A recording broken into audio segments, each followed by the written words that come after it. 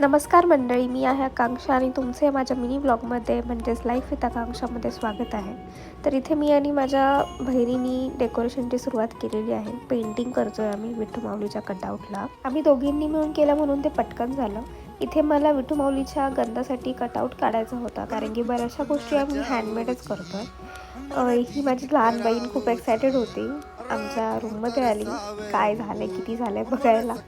त्याच्यानंतर मी इथे काही पाईप्स आणले होते हार्डवेअरच्या स्टोअरमधून, ज्याला मी टिश्यू पेपर लावला आहे आणि त्या टिश्यू पेपरवरती आम्हाला पेंटिंग करायची होती, त्यामुळे मी ते पटकन लावून सुकायला ठेवल्या होत्या.